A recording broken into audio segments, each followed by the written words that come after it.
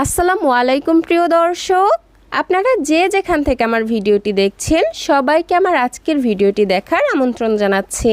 আমার আজকের আয়োজনে থাকছে বাচ্চাদের জন্য খুবই পুষ্টিকর এবং মজাদার একটি নুডলসের রেসিপি। বাচ্চাদেরকে যদি এইভাবে নুডলস রান্না করে খাওয়ান, বাচ্চারা অল্প খাবারে বেশি পুষ্টি পাবে এবং বাচ্চাদের দ্রুত ওজন বাড়াতে সহায়তা করবে। পুষ্টিকর এই নুডলস রান্না করে আপনারা 8 মাস থেকে 5 বছর বয়সী বাচ্চাদেরকে খাওয়াতে পারবেন। তাহলে আর কথা না বাড়িয়ে সরাসরি চলে যাচ্ছি আমার মূল আয়োজনে। এজন্য প্রথমেই চুলায় একটি প্যানের মধ্যে আমি পানি গরম করতে দিয়ে দিয়েছি। এবার এই ফুটন্ত পানির মধ্যে দিয়ে দিব 1 প্যাকেট নুডলস। আমি এখানে মিস্টার নুডলস ব্যবহার করছি, তবে আপনারা বাচ্চাদেরকে যে নুডলস খাইয়ে অভ্যস্ত এখানে সেই নুডলসই নিয়ে নিতে পারবেন। আর চুলায় দেওয়ার আগে এই নুডলসগুলোকে অবশ্যই হাতের সাহায্যে খুব ভালোভাবে ভেঙে দিবেন, এতে করে ছোট বাচ্চাদের খেতে কোনো ধরনের অসুবিধা হবে না। যাই হোক, এবার হচ্ছে চুলার আঁচ মিডিয়ামে রেখে এই নুডলসগুলোকে মোটামুটি 50% মতো সেদ্ধ করে নিব। মোটামুটি 3 থেকে 4 মিনিট রান্না করে নিলে কিন্তু নুডলসগুলো অর্ধেকটা সেদ্ধ হয়ে যাবে। তো ফিরে আসলাম 3 থেকে 4 মিনিট পর, আর দেখতেই পাচ্ছেন নুডলসগুলো কিন্তু 50% সেদ্ধ হয়ে গেছে।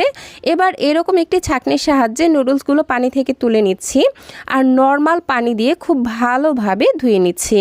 যেহেতু এই নুডলসগুলোকে অনেক দিন সংরক্ষণের জন্য এর মধ্যে নানান ধরনের কেমিক্যালস এবং প্রিজারভেটিভস ব্যবহার করা হয়, তাই বাচ্চাকে খাওয়ানোর আগে অবশ্যই এগুলো খুব ভালোভাবে ধুয়ে নিতে হবে। এই তো নুডলসগুলোকে আমি খুব ভালোভাবে ধুয়ে নিয়েছি। এবার এটাকে একটা সাইডে রেখে দিলাম।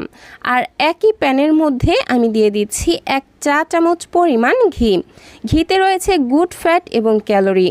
গুড ফ্যাট বাচ্চাদের মেধার বিকাশ করতে সহায়তা করে এবং ক্যালোরি বাচ্চাদের দ্রুত ওজন বাড়াতে সহায়তা করে।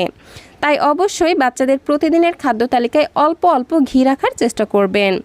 যাই হোক, ঘিটা গলে আসলে আমি এর মধ্যে একটি মুরগির ডিম ভেঙে দিয়ে দিচ্ছি আর স্প্যাচুলার সাহায্যে অনবরত নেড়েচেড়ে ডিমটাকে স্ক্র্যাম্বল করে ভেজে নিচ্ছি। ডিমটাকে এমনভাবে ভেজে নিতে হবে যাতে করে এটা শক্ত না হয়ে যায়। মোটামুটি এই রকম সফট থাকা অবস্থায় চুলা থেকে নামিয়ে নিচ্ছি। আর এই প্যানের মধ্যে আগে থেকেই সেদ্ধ করে ধুয়ে রাখা নুডলসগুলো দিয়ে দিলাম। আর যে 50% সেদ্ধ হওয়া বাকি রয়েছে তার জন্য আমি আরও কিছুটা পরিমাণে বিশুদ্ধ খাবার পানি দিয়ে দিচ্ছি। পরিমাণ মতো দিয়ে দিবেন। আমি এই নুডলসটাকে একটু সুপি স্টাইলে রাখতে চাচ্ছি, সেজন্য পানির পরিমাণটা একটু বাড়িয়ে দিলাম। তবে আপনারা যদি ঝরঝরেভাবে রান্না করতে চান সেক্ষেত্রে পানির পরিমাণ কমিয়ে দেবেন। যাই হোক, এখন চুলার আঁচ মিডিয়ামে রেখে এগুলোকে রান্না করে নিব। আর এই দিকে আমি একটি কাপের মধ্যে 1 চা চামচ পরিমাণ নিয়ে নিলাম আটা। আপনারা চাইলে এখানে আটার পরিবর্তে কর্নফ্লাওয়ার, ময়দা বা ওটসের গুঁড়াও ব্যবহার করতে পারেন। যাই হোক, এই আটাগুলোকে আমি সামান্য পানির সাহায্যে খুব ভালোভাবে গুলে নিলাম। এবার এটাকে একটা সাইডে রেখে দিচ্ছি। এই তো এদিকে আমার নুডলস কিন্তু সেদ্ধ প্রায় হয়ে গেছে আর পানিটাও শুকিয়ে ঠিক এরকম পর্যায়ে চলে এসেছে। এখন হচ্ছে আগে থেকেই গুলিয়ে রাখা আটার মিশ্রণ এর মধ্যে দিয়ে দিচ্ছি আর খুব ভালোভাবে নেড়ে চেড়ে মিশিয়ে নিচ্ছি।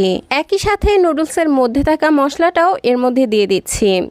আমি এখানে প্যাকেটের মশলা ব্যবহার করছি, তবে আপনারা চাইলে ঘরে স্বাস্থ্যসম্মত উপায়ে তৈরি করা নুডলসের মশলাও ব্যবহার করতে পারেন। আর ঘরেই কিভাবে বাচ্চাদের জন্য নুডলসের মশলা তৈরি করবেন তার একটি ভিডিও আমার চ্যানেলে দেওয়া আছে, আপনারা আপনাদের প্রয়োজনে সেখান থেকে দেখে নিতে পারেন। যাই হোক, এই পর্যায়ে আমি আগে থেকে ভেজে রাখা ডিমগুলি দিয়ে দিচ্ছি আর খুব ভালোভাবে নেড়েচেড়ে মিশিয়ে নিচ্ছি। এই তো আমার নুডলসের ঘনত্ব ঠিক এরকম পর্যায়ে রয়েছে আর আমি ঠিক এরকম ঘনত্বে রেখেই চুলা থেকে নামিয়ে নিচ্ছি। তবে আপনারা বাচ্চাদেরকে যে যেমন ঘনত্বের খাবার খাওয়ান, খাবারটিকে ঠিক সেই রকম লিকুইড রেখে চুলা থেকে নামিয়ে নেবেন। তো নুডলসটিকে চুলা থেকে নামানোর আগে আমি এখানে ছোট্ট একটি কাঁচামরিচ কুচি ব্যবহার করছি, যেহেতু আমার বাচ্চা সামান্য ঝাল খেতে পারে।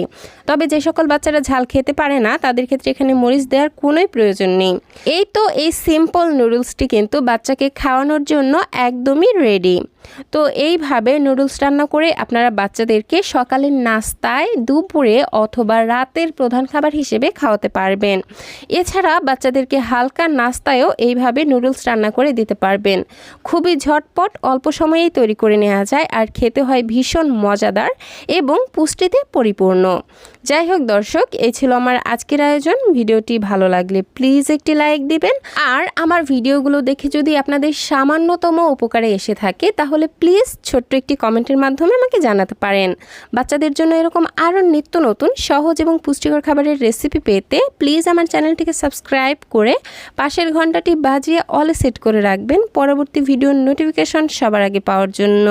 আজকের মতো বিদায় নিচ্ছি। আল্লাহ হাফেজ। আসসালামু আলাইকুম।